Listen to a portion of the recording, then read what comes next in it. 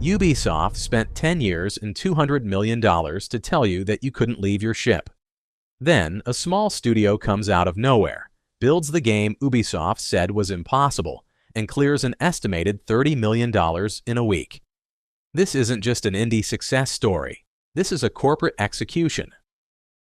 Windrose is currently the #1 bestseller on Steam, peaking at over 200,000 concurrent players. But it didn't win with a bigger budget. It won by identifying a massive multi-year market gap, a debt Ubisoft owed to its players, and simply showing up to collect. 1 million copies sold in 6 days. On Twitch, it's already one of the strongest launches of 2026, peaking at 106,498 concurrent viewers, with 2.2 million hours watched in just 48 hours. These aren't just good numbers. They are a signal of total market dominance. Windrose is a survival RPG that actually lets you be a pirate.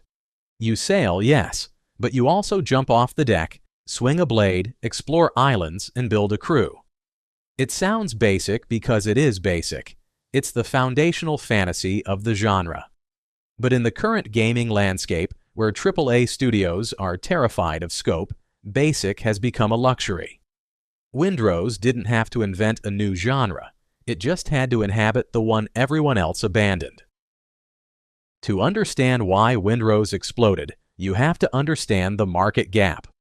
In 2013, Ubisoft defined the modern pirate fantasy with Assassin's Creed IV, Black Flag.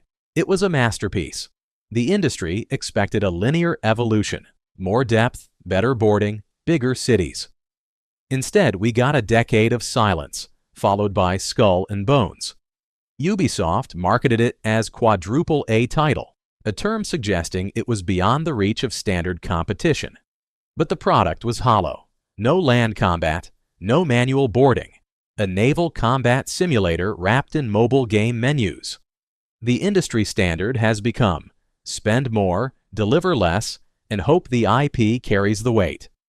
Ubisoft created a global demand for a Black Flag 2, and then they spent $200 million proving they couldn't or wouldn't build it. Here is where the meta broke. Windrose didn't try to out-budget Ubisoft. They out-aligned them. While Ubisoft was hyper-focused on monetization loops and engagement metrics, Windrose focused on value density.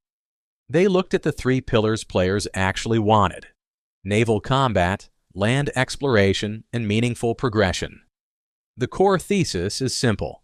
Ubisoft built the demand. Windrose captured it. This is a market transfer. Players didn't leave Ubisoft because they were tired of pirates. They left because Ubisoft stopped making pirate games and started making live service platforms with a pirate skin. The data doesn't lie. With a team estimated at around 60 people compared to the thousands at Ubisoft, Windrose achieved an 89% very positive rating on Steam. Look at the revenue. At a $30 price point, we're looking at an estimated $30 million in the first week. If the development cost was even on the high end of AA estimates, say $8 million, this game didn't just profit. It achieved a ROI that most AAA studios haven't seen in a decade. The sentiment in the reviews is a rhythmic chant. This is what Skull and Bones should have been. It's not a meme. It's a market verdict.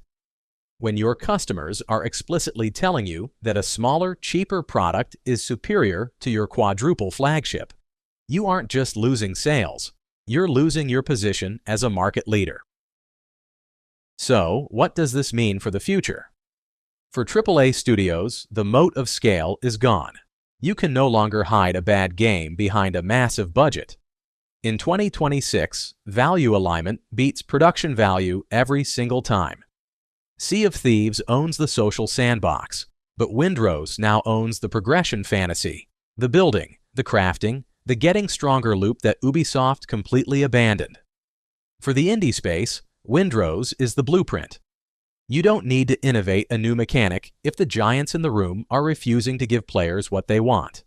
There are demand gaps everywhere, in RPGs, in shooters, in sims, where AAA has traded fun for retention mechanics.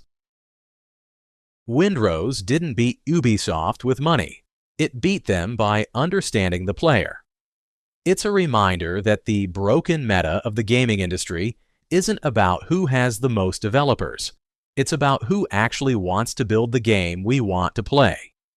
Ubisoft gave us a platform. Windrose gave us a world.